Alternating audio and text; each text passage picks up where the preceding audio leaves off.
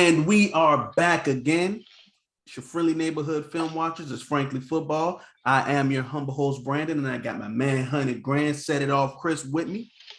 Woo! Chris, we're talking about camp position battles. This one is less of a battle, right? And you kind of hinted on this when we were talking about tight ends, right?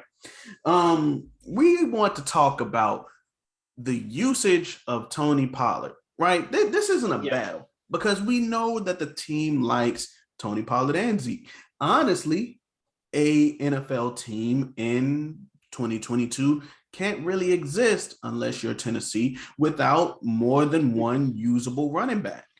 Okay. So give me what you think about that. So we got to always talk about the elephant in this room, and you schooled me about this about 2 years ago when we first started. You know, when everybody was talking about the demise of Ezekiel Elliott, how washed up Ezekiel Elliott is, and you pulled my coattail to it before anybody else has said, how is a man washed, terrible, god awful, when he get 1,300 yards and double-digit touchdowns? What planet does that happen? That goes to that 80-20 cowboy rule that we, as a Cowboy Nation, and I put this out on Twitter, and you can go ahead and I'm saying it right now. Two things Cowboy Nation hates more than anything else. They hate their own players, and they hate their players when they get paid. That's what they hate. So Zeke last year, trying to be the warrior for the team, felt like he let his team down in 2020. But I think that goes back to the fact of the demise of the offensive line. See, we keep trying to act as if, he sucks, but the offensive line was going through Joe Looney at center, Tyler Biadasz as a rookie, and Connor Williams doing what he does. Tyron Smith being a shell of what he is. And you got to realize Terrence Steele was a rookie in 2020, and we didn't call him by his first name his rookie year. We call him linoleum, aluminum, any kind of metal. We just wasn't giving that man his props to his first name. You still don't like that man, even if he had a solid year. So we got to get to the point that this offensive line will be better this year. I think the addition of the first round pick with Tyler Smith will help not only Tyron Smith, because he won't have to be looking on his right shoulder to be able to help the guy on the inside. But I also think Tyler Biadasz having a whole year, this second full year of in the weight room, he's going to be added. He's just going to be leaps and bounds better than what he is. He's just going to progress and get totally better. I had the opportunity to talk to his O-line coach 2 weeks ago when he was at Wisconsin, and he said, "Listen, that's the guy you want carrying the baby. That's the guy you want. That is why I am so high on Tyler Biadasz, because I had a chance to talk to him. He said, listen, it takes time, but that guy is a monster. So I'm really high on Tyler Biadasz. But back to our conversation, TP is the X factor. You know, we like to look at different places where people did certain things. Like in Los Angeles, when they were still in San Diego, but they went to Los Angeles, they had the same kind of similar situation. They had Melvin Gordon, and then they had Austin Eckler. Yes.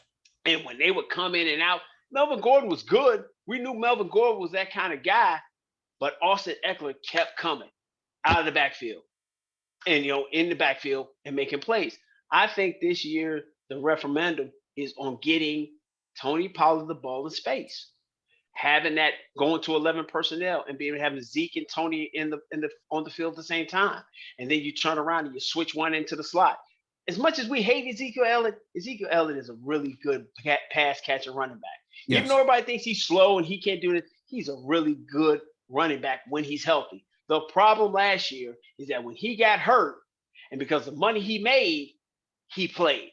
When it should have been, he sits the bench, Corey Clement and Tony Pollard take the load for 3 to 4 weeks. And in that 3-4 week time frame, his PCL heals, and we're probably in an NFC Championship game. And at the end of the day. So that's how I feel about it. So the usage rates of getting Tony Pollard in the slot, out of the backfield, he has got to get the magical number, man. And the magical number that Frankly Football has set in stone for it to be is 15 touches a game. Yeah. So I feel like this, and this, I want to start off with a great thing that you said. You said Ezekiel Elliott is great. Tony Pollard is great. But Zeke and Tony is better than either of them individually. You Absolutely. know, for those that are like movie buffs, remember in Planet of the Apes where he grabbed all of the sticks and he said "many apes strong," and then couldn't break all of the sticks together. Right. Yeah. See, that is how you have to take the mindset about Ezekiel Elliott and Tony Pollard. The combination of both of them would be better than either of them individually. We're not saying that Tony Pollard should take over the entire job. We're not saying that Ezekiel Elliott should just be phased out completely. The team has to manage the running game in order to best succeed. New Orleans did this great with Ingram and Kamara. The Absolutely. Chargers did this well with Ingram and Gordon. Gordon and Eckler. Gordon and Eckler. I Right, apologize. right, right, right. And a lot of teams do it well nowadays. So we want to see a situation where both of them can succeed. Like was stated earlier, the sweet spot seems to be around 15 touches for Tony Pollard. 15 to 18 is a good Oh, range. you up in the ante. You up in the ante. Well, I've been pretty consistent on that. 15 to 18. And that is touches. That doesn't necessarily have to be rushing the ball. He can be lined up in the slot as we've seen him lined up in OTAs. He can, catch the ball. He can also rush it. So they don't have to be committed to giving Zeke the ball 25 to 30 times a game on his own. They can just scale that back a little bit, even it out, and just figure out that sweet spot to attack the opposing defense with both of their weapons, because both of them are very capable players. Yeah, Ezekiel Elliott can catch the ball well and run it. We've seen Tony Pollard run the ball very well and be able to receive the ball as well. So they have to find a way to use them in tandem. Tandem. Yeah, tandem. But I think what we're looking at, and I think a lot of us are looking at the Cowboys is like, oh, well, there are 100 targets. Yes. That are out there that need to be dispersed between these guys that would normally go into Amari Cooper. I think if Jalen Tolbert gets around 45 to 50 receptions, I think that's a great season for a rookie. I think James Washington is going to get his 65, 70. I think CeeDee Lamb's going to go over the top and be 115, 120 target guy. So if you can get out of the backfield, 650 to 60 between Zeke and Tony attempts throwing the football, I think that will get you right into your sweet spot of 15 to 18. And this offense will be explosive. For the last 3 to 4 years, man, we have had a top 5 offense. Kellen has been able to do that. Everything is put on Kellen Moore to take the next step as an offensive coordinator and be able to utilize all his pieces around him to make this thing go. And so his number one job is, how do I get TP the ball in space? How do I get TP the ball where he can do certain things? And his usage rate has got to go up. If his usage rate doesn't go up, then everybody's going to be looking for new jobs anyway. Yeah, I agree. So you mentioned those snaps from players, and you named Amari Cooper. I'm going to add Cedric Wilson into that list. Yep. There were 165 targets between Amari Cooper and Cedric Wilson. Wow. That now you can assume will be reallocated between this offense. You gotta move it. So there has to be a place for Tony Pollard to be included in that somewhere, because he was underutilized last season.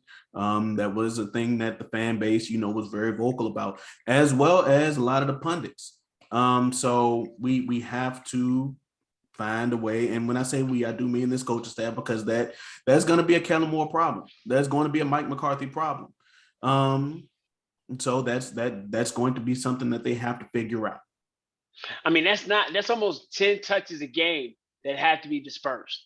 Yes. And if you got 10 touches a game between up and CD's usage rate, working in a young wide receiver, why not get it to one of your most explosive guys on the field that last year, every time he touched it, you had that, you had that kind of look whenever he touched it. Yes. If it wasn't for the kickoff return and against New Orleans, if it wasn't just in running the football in certain areas, Tony's a weapon. So Absolutely. it's time for this. It's really time for them to use those different things, man. Because if not, man, you got a fan base that's hungry to get Kellen Moore up out of here.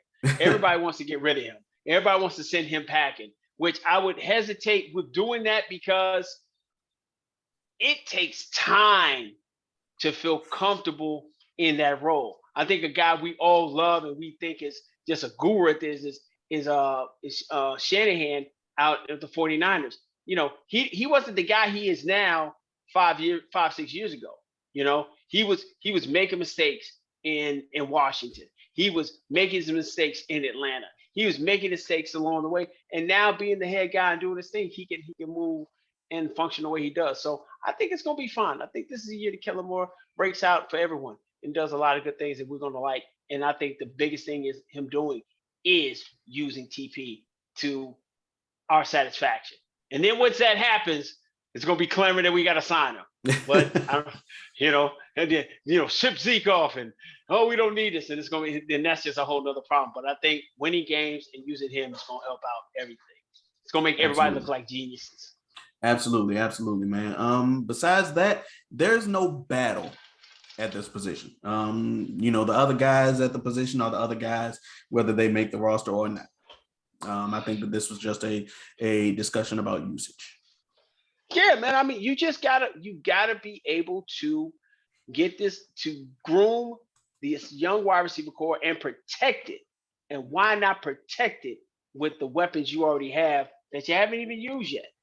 Why not do that? It's going to take time for Jalen Tolbert to get up to speed. It's going to take time for CD dealing with the number one corners and having to move around. It's going to take time for that offensive line to gel.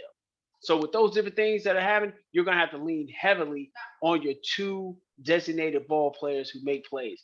And that is Zeke Elliott and Tony Pollard. That's right. Anything else you want to talk about this, man? Man, no, man. It's pretty much cut and dry, man. Because we're trying to put content in the world. we swimming through this thing, man. Because we got 2-3 weeks, man, before training camp starts, and we're going to be definitely in and out, talking, seeing, trying to reach out our feelers to who we can, and to get the information we can put out to you guys. So since you spend this much time with us right now, man, hit that like button. Please hit the like button. Help us out in the algorithm. Make sure you subscribe, man, so that when the notifications go off, it's me and BH doing our thing. But more importantly, man, put the comments and share it abroad, man, so people can get a little bit more of this, this nuance, this ambiance, this cohesion that me and Brandon hold together to make Frankly Football, man. I am your main man, Set It Off Chris, and this is my man BH, and we are together. We are Frankly Football. And until next time, peace.